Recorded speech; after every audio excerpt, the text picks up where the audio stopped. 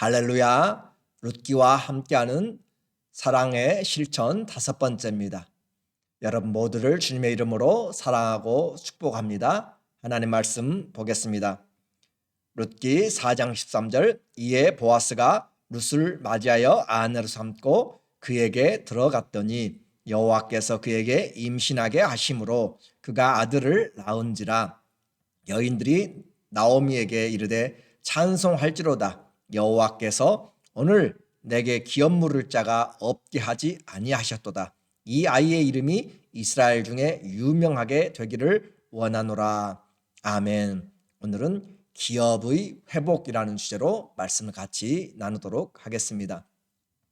우리 인생은 세상의 인생과 다릅니다.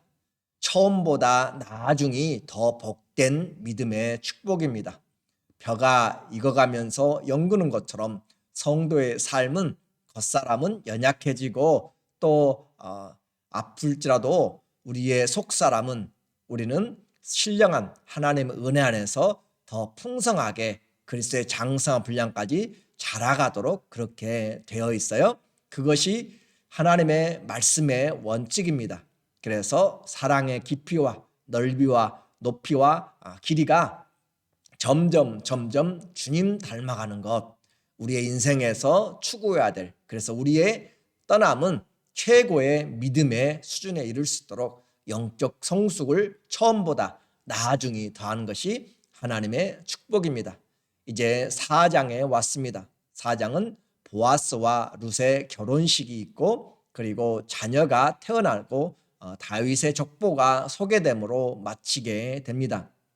보아스는 룻의 고해를 위하여서 곧 구속을 위하여서 그 가정의 소유지를 사고 또 룻을 아내로 맞이하여 그 일에 맞이하는 일에 성읍 장로들을 불러 모았습니다.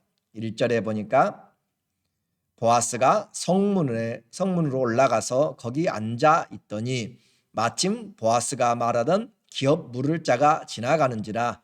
보아스가 그에게 이르되 아무개여 이리로 와서 앉으라 하니 그가 와서 앉음에 보아스가 그 성읍 장로 10명을 청하여 이르되 당신들은 여기 앉으라 하니 그들이 앉음에 임시 법정을 열었습니다.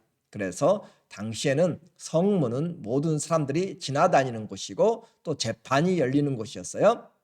이와 같이 성문에서 지금 보아스는 그 나오미의 가족의 그 구속의 문제를 지금 해결을 하려고 하고 있습니다.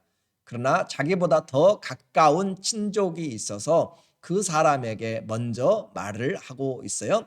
당신이 이 나오미의 가정, 곧 엘리멜렉이 소유한 밭, 나중에 엘리멜렉이 아마 흉년이 들어서 옮겨가면서 그 밭을 저당 잡히고 간 것 같아요. 그래서 그것을 물려주라라고 그렇게 이야기하고, 그리고 그것을 물을 때에는 그 기럯 말론의 아내 룻을 통하여서 자녀를 있게 하고 그 기업을 그 자녀에게 줘야 된다라고 이야기하니까 이 사람은 자기의 기업에 손해가 있을 것을 생각해서 물으지 않고 권리를 포기하게 됩니다.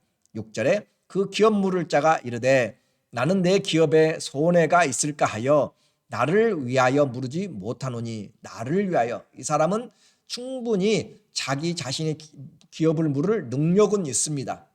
그러나 자기 기업에 손해가 있을 것 같아서 포기를 하고 있어요. 내가 물을 것을 네가 물으라, 나는 물으지 못하겠노라 하는지라. 옛적 이스라엘 중에는 모든 것을 물으거나 교환하는 일을 확정하기 위하여 사람이 그의 신을 벗어 그 이웃에게 주더니 이것이 이스라엘 중에 증명하는 전례가 된지라. 신을 벗는다는 것은 자기의 권리를 벗어주는 것입니다. 그래서 노예들은 신발을 신을 수가 없어요. 자기의 권리가 없기 때문에 그렇습니다.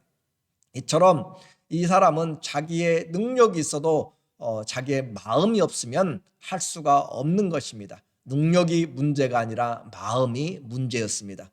그리고 보아스는 이제 정식 절차에 따라서 두 번째로 가까운 친족은 바로 자기이기 때문에 성읍의 모든 장로들을 앞에서 자기 자신이 그 엘리멜렉에 속한 모든 소유를 사고 또 말론의 아내 룻을 자기의 아내로 맞이하여서 결혼을 하게 되는 것을 증명합니다. 4장 10절 또 말론의 아내 모압 여인 룻을 사서 나의 아내로 맞이하고 그 죽은 자의 기업을 그의 이름으로 세워. 이것이 고엘이죠. 죽은 자의 삶을, 그 이름을, 그 기업을 이어주는 것이에요. 그의 이름이 그의 형제 중과 그곳 성문에서 끊어지지 아니하게 하매 너희가 오늘 증인이 되었느니라 하니 성읍에 있는 모든 백성과 장로들이 이르되 우리가 증인이 되나니 여호와께서 내 집에 들어가는 여인으로 이스라엘의 집을 세운 라헬과 레아 두 사람과 같게 하시고 내가 에브라데서 유력하고 베들레헴에서 유명하게 하시기를 원하며. 그렇게 해서 이제 합법적으로 땅을 구속하였고 또 결혼을 하게 되었습니다. 사람들의 축복과 또 하나님의 생명 주심으로 룻이 아들을 낳게 되었어요. 13절 이에 보아스가 룻을 맞이하여 아내로 삼고 그에게 들어갔더니 여호와께서 그에게 임신하게 하심으로 그가 아들을 낳은지라. 생명은 하나님께 있습니다. 그러므로 이 땅에 태어난 생명은 하나도 귀하지 않은 생명이 없습니다. 그래서 하나님이 임신하게 하셨다. 하나님이 생명을 주셨다. 또 14절에 여인들이 나오미에게 이르되 찬송할지로다 여호와께서 오늘 네게 기업 물을 자가 없게 하지 아니하셨도다. 이 아이의 이름이 이스라엘 중에 유명하게 되기를 원하노라. 나오미는 엘리멜렉의 아내였고 또 그 남편의 또 아들의 기업을 이어나가게 될 자녀가 태어나게 되었습니다. 하나님의 은혜 가운데서 보이지 않는 세밀한 손길 가운데서 이제 텅 빈 가정에 아들이 태어남으로 풍성해졌습니다. 나오미의 삶을 죽음과 박탈로부터 텅 비게 만드셨던 그런 하나님께서 오늘 이제 나오미에게 생명의 회복자, 노년의 봉양자가 되도록 그렇게 품에 안고 양육하는 그런 생각하지도 못할 복을 주었다고, 그리고 나오미가 그 아들을 낳았다라고 그렇게 오늘 룻기서는 기록을 하고 있어요. 15절에 이는 내 생명의 회복자여 또 내 노년의 봉양자라. 나오미의 여기서 너는 나오미를 이야기해요. 곧 너를 사랑하며 일곱 아들보다 귀한 내 며느리가 낳은 자로다 하니라. 당시 아들이 얼마나 귀중한지 우리는 알고 있어요. 그런데 이 룻은 일곱 아들보다 귀하다라고 하는 것을 통하여서 얼마나 귀한 사랑과 인애를 베풀었는지. 나오미가 아기를 받아 품고 그의 양육자가 되니 그의 이웃 여인들이 그에게 이름을 지어주되 나오미에게 아들이 태어났다. 낳기는 룻이 낳았는데 이 사람들은 나오미에게 아들이 태어났다. 왜 그래요? 그 가정의 후속자가 될 것이고 그 가정을 이어갈 자기 때문에 그래요.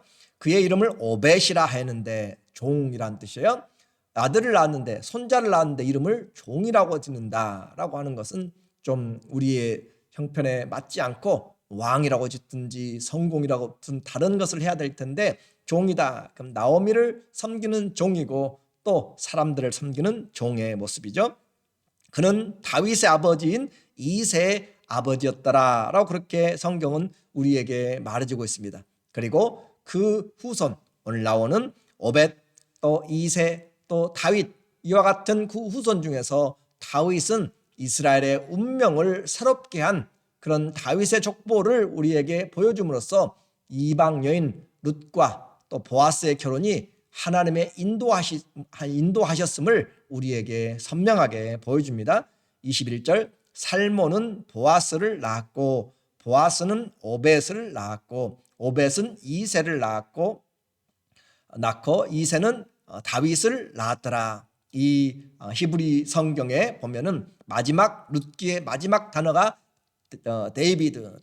다비드입니다. 그래서 이 다윗을 낳았다라고 하는 것이죠. 그 다윗은 바로 이스라엘의 새로운 시대를 연 이스라엘을 풍성하게 만든 사람입니다. 그러므로 오늘 이 룻기서가 우리에게 보여주고 있는 것은 분명합니다.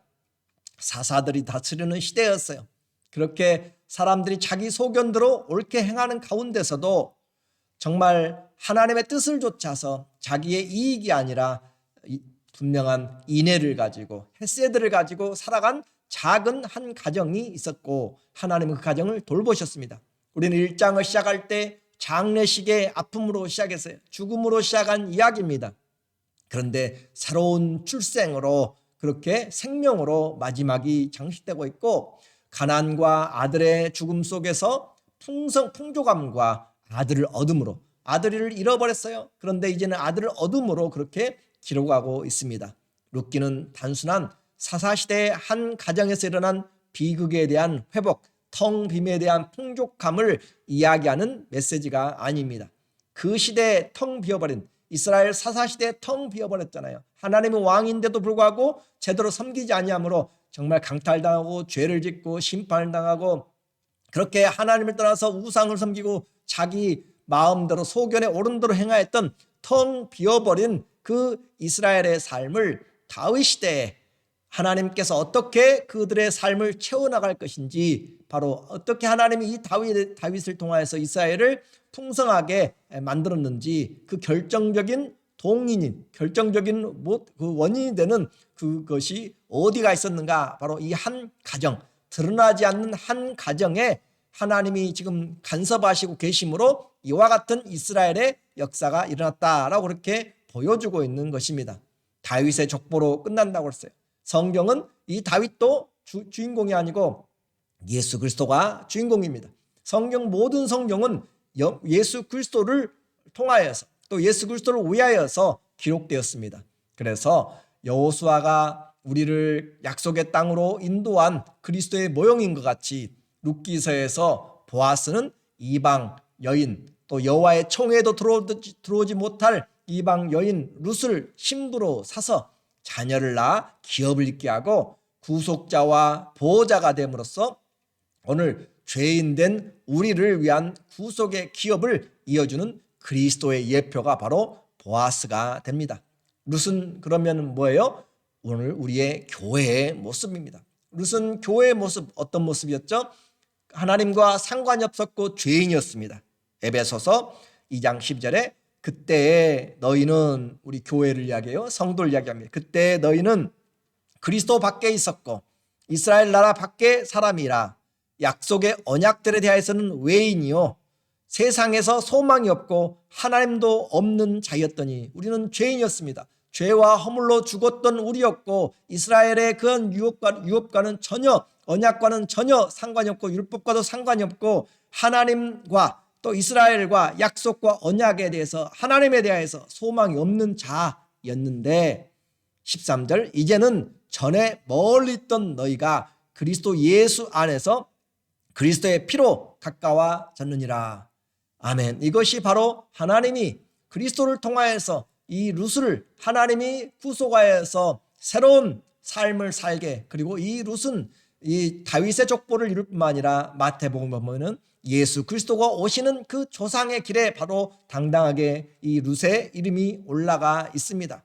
그러므로 오늘 우리에게 이 룻은 또 성경은 다 그리스도를 예표하여서 우리에게 기록되고 있다라고 하는 것을 보게 돼요.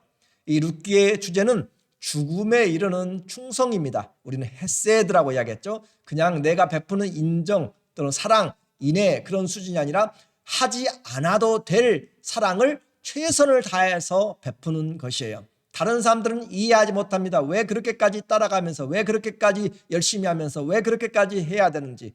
그럼에도 불구하고 하지 않아도 될 사랑을 충분하게 풍성하게 그리스도가 죽지 않아도 되지만 우리를 위하여서 자기 자신을 내어 주기까지 십자가에 죽기까지 우리를 사랑하신 그 헤세드의 사랑을 바로 오늘 우리에게 말해주고 있는 것이에요. 곤궁에 처한 시어머니 그 나오미를 그냥 두지 못하고 따라 나섰습니다. 그리고 한 믿음의 공동체에서 약한 자가 곤궁에 처한 자를 곤궁에 빠졌을 때 강한 자가 또 그를 위해 자발적으로 보여주는 충성과 사랑 그것이 곧 헤세드이네라라고 했습니다.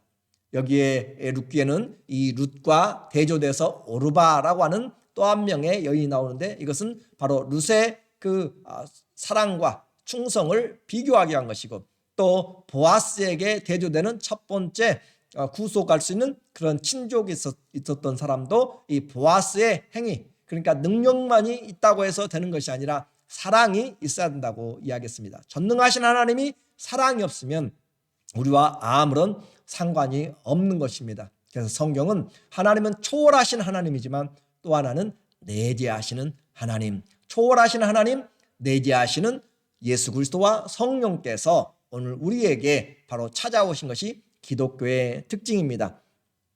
아무도 생각하지 못한 일입니다. 그래서 서로 사랑함으로 기업을 물러주는 언약 공동체의 삶의 원리가 바로 인애입니다. 헤세드, 사랑, 인애입니다. 서로 사랑으로 격려하며 돌보는 것을 말하고 있습니다.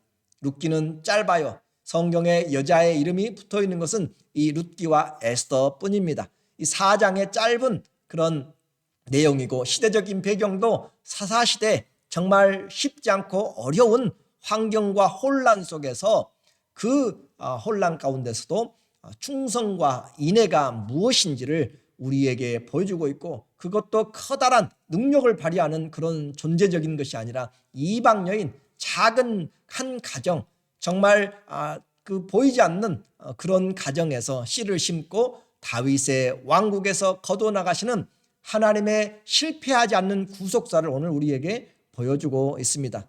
이것은 무슨 말이에요?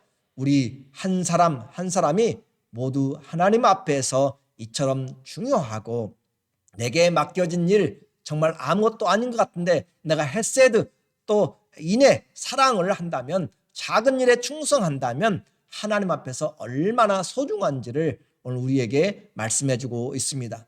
우리 인생 아무도 거들떠보지 않습니다.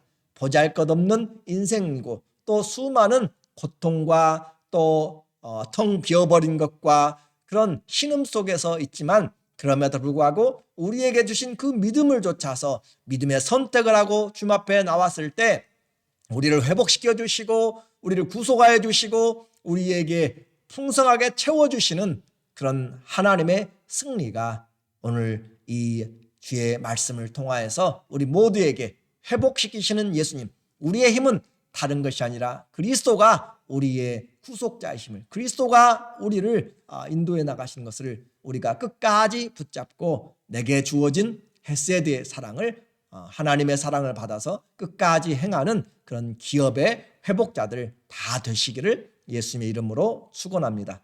아멘. 기도하겠습니다. 하나님 아버지, 오늘 룻기를 통하여서 사랑의 실천은 내 안에서, 내 삶의 현장에서 하는 일입니다. 주님, 보이지 않는 것, 알아주지 않는 것 같을지라도 내게 주어진 인생 주님 앞에 소중하다는 것을 알고, 이방인이 하나님 앞에 들어와서 예수 그리스도가 오는 족보를 만들어 나가는 것처럼 오늘 우리의 한 사람 한 사람의 보여지지 않는 작은 삶도 하나님은 다 지켜보시고 살피시고 주의 은혜를 주시기를 원하는 것을 압니다. 끝까지 믿음 안에서 헤세드의 사랑과 충성함으로 그리스도의 회복을, 기업의 회복을 받고 전할 수 있는 귀한 주님의 축복의 통로들이 다 되게 인도하여 주시옵소서. 예수님의 이름으로 기도드립니다. 아멘. 우리의 삶, 사랑하기에도 바쁜 시간인데 하나씩 하나씩 주어진 삶에 정말 그리스도 안에서 보여지지 않는 삶일지라도 끝까지 생각과 말과 행위에서 주님과 동행하는 그런 헤세드의 인애의 사랑을 나타내시기를 주의 이름으로 부탁하고 사랑하고 감사합니다.